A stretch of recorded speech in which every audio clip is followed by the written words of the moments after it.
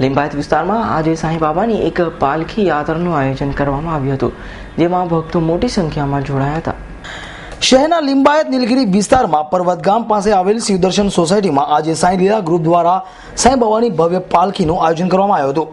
સાંઈ બાબાની પ્રાણ પ્રતિષ્ઠા મહોત્સવની સાથે સાથે તેની પાલખી શોભાયાત્રા નીકળી હતી, જેમાં સાંઈ લીલા ગ્રુપ શોભાયાત્રા પ્રિયંકા સિટીથી શરૂ થઈ હતી અને ત્યારબાદ સપના પાન સેન્ટર થઈ સંજયનગર સંકુલ થઈને શિવદર્શન મંદિરે પ્રાણ પ્રતિષ્ઠા સુધી પહોંચી હતી, જેમાં શહેરના નવસારી લોકસભાના સાંસદ CR પાટીલ સહિત અનેક ઉચ્ચ અધિકારીઓ અને હોદ્દેદારો હાજર રહ્યા હતા.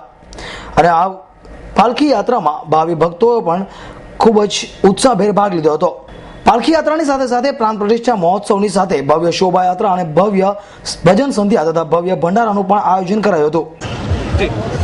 સાંઈ લીલા ગ્રુપ દ્વારા 28 તારીખે જે સાંઈનાથ મહારાજની સ્થાપના કરવામાં આવે છે, એ જ રીતે આજે એ કાર્યક્રમમાં આજે શોભાયાત્રા રાખવામાં આવી છે અને આવતીકાલે એ જ પ્રસંગે હજુ એક કાર્યક્રમ છે, ભજન સંધ્યા.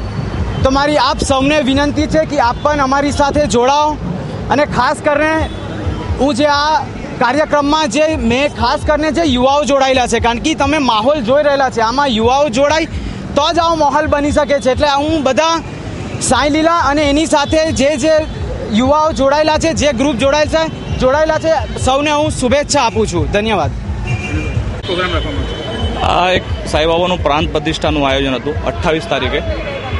એના પહેલાં જે 3 દિવસ કન્ટિન્યુ પ્રોગ્રામ ચાલે, ફર્સ્ટ દિવસ એનું શોભાયાત્રાનું કાઢવામાં આવે અને શોભાયાત્રા એવી ભવ્ય કે આજ સુધી એવી લિંબાયત વિસ્તારમાં કે સુરત વિસ્તારમાં એવી શોભાયાત્રા નહીં થઈ હશે.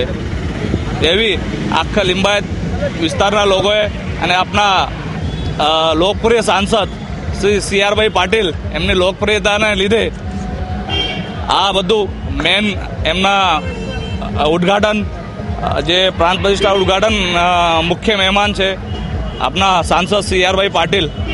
લીલા ગ્રુપ દ્વારા પ્રાણ પ્રતિષ્ઠાનું આયોજન, ભજન સંધ્યા અને ભવ્ય શોભાયાત્રાનું આયોજન કરવામાં આવ્યું છે. આજે શોભાયાત્રા છે, કાલે ભજન સંધ્યા અને પરમ દિવસે પ્રાણ પ્રતિષ્ઠા. હવે આ બધું તમે જો જોઈ રહ્યા છો, યુવાઓ અને જે બધું માહોલ જો જોઈ રહ્યા છો, એના જે માર્ગદર્શન અને જે એના જો મુખ્ય છે યુથ ફોર ગુજરાતના પ્રમુખ શ્રી જિજ્ઞેશભાઈ, એ અમે સલાહ આપી કેવી રીતના પ્રોગ્રામ કરવાનું, કેવી રીતના આયોજન કરવાનું, અને એ બધું રૂપરેખા એમના તરફથી અમને બહુ સફળ મળી. એમનું ખૂબ ખૂબ અભિનંદન કરું છું. જય Sainath. Bureau report S9 news, Surat.